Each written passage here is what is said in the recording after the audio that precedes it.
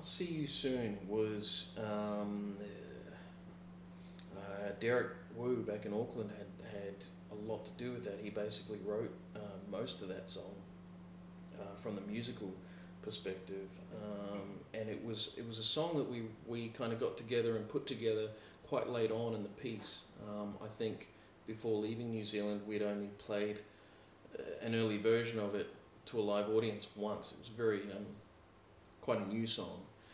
Actually quite funny because it started off as a bit of a laugh, like, you know, we'd written these 7 and 8 and 9 minute songs, and at the time we kind of just joked around with the idea of, man, we're never going to get our stuff on the radio. We need to write a really like crappy 3-minute song that's going to go on the radio, and it started off that way, just right there and then. As time went on, though, it developed, and there was quite a lot. We found quite a lot of Alpine folk in it. That song was originally written back before I joined the band,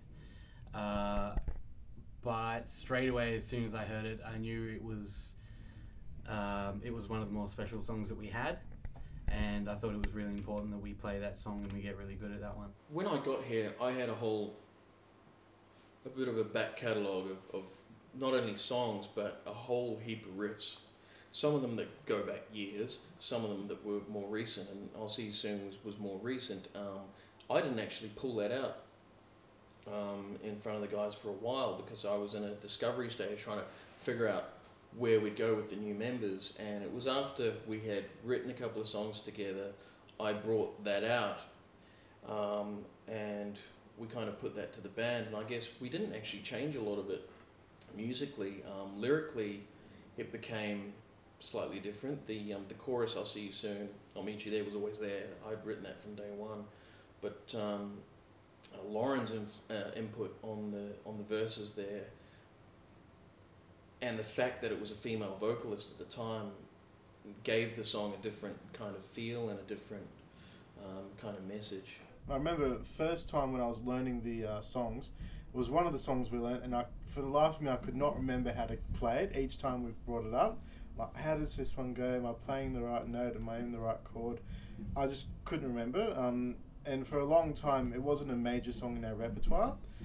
It just kind of kept coming back occasionally. Let's play this song. Let's play this song. It was for a while known as the emo song. It developed over the months that we played it and learned it and sort of played around with it a little bit. It's still fairly true to the original.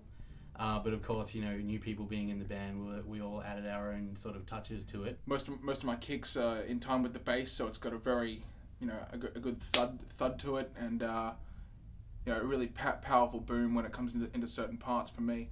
It's very personal. I feel that it's very genuine.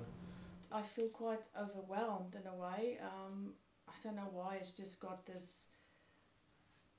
It's got quite a sad feeling to it, and it's a really nice part to play, and I feel that with that song I can really, you know, close my eyes and just play something and forget about the audience and just, you know, it's a really nice song to play. When I wrote the chorus, the lyrics to the chorus, it was, you know, it was mainly about someone losing a loved one, and kind of communicating with that someone in their head, as if to say, we won't be apart forever.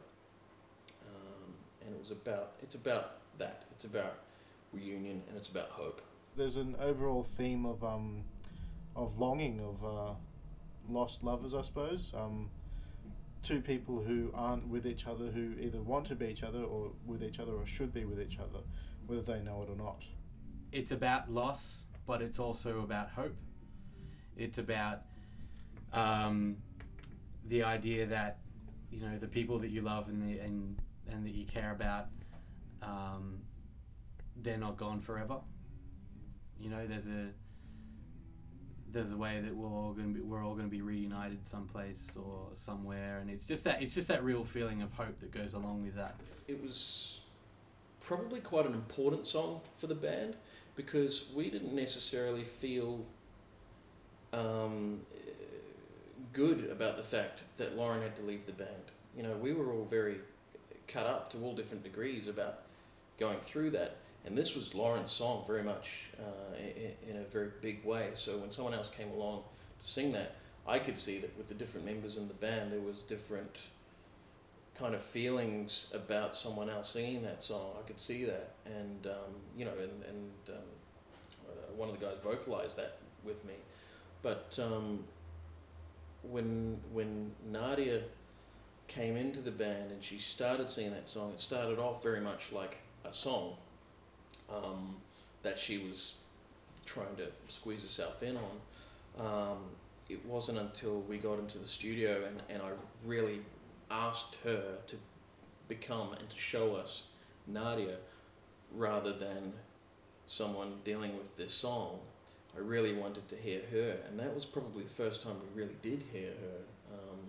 Was during the recording of these songs. She put something on it which suddenly took it to the very next level, and we got to see Nadia. We got to see who she was and what she was all about, and it's a fantastic song to see that part of her in. It's always hard to do someone else's music, to sing something that someone's already sung, and I don't want to sound like the previous singer. That's not something I was sort of aiming to. I wanted to sound like me, not like someone else. So at first it was difficult because I was trying to, you know, repeat something that had already been done by someone else. But when me and Ed decided that I should just, you know, make it up on the spot and impro, it was a lot more fun and things started to fall in place. The recording process was quite tough for me. It was really a long process. You do get very tired and at points, you know, very frustrated. But Adam's very patient and, you know, always reassuring you that, you know, it will be fine. When we first got here, we heard about Adam Merker and how good he was. And I kind of explored that a little bit, and it didn't take me long to realise that he does deserve that reputation. He is a very good operator, and creatively as well. He had a lot of input from that perspective as well. The recording process itself probably couldn't have been a lot smoother.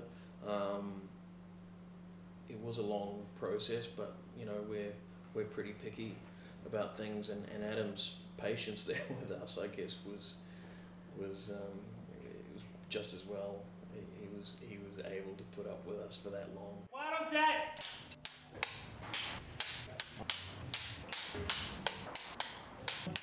Yeah, shooting the music video was really great. It was a really awesome location chosen by the director.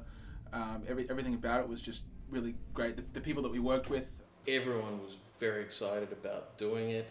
Just the fact that we were doing a music video, you know, it was the first music video that I've been involved in that wasn't, you know, live footage. So that was very exciting for me. I've never been on a video shoot before. It was I kind of expected to be just our director behind the camera pointing at us like he usually does, but there's a whole team there, the people doing makeup, doing lighting, several cameras there. The Steadicam rig was an amazing thing to look at. The whole experience was fun, long, tiring. That was the longest day of my life. I know it was going to be a long day, but man, I didn't know it was going to be that intense. I was really impressed with the way that everyone just came together so well and just, you know, worked as this big, well-oiled machine to just make this thing happen. I guess seeing the end product, and I mean, I know how hard I worked, I know how long everyone was there for, and I could see the crew and I could see all the band members, you know, really slugging it out, like being on stage, waiting. But that's the thing with film, you've got to sort of slug it out, and it may seem, you know, tiresome at times. The process itself was amazing. The crew were amazing. It was a long day, but it was very smoothly running day. Like we didn't really find any hiccups or anything like that. It was a very good experience for us.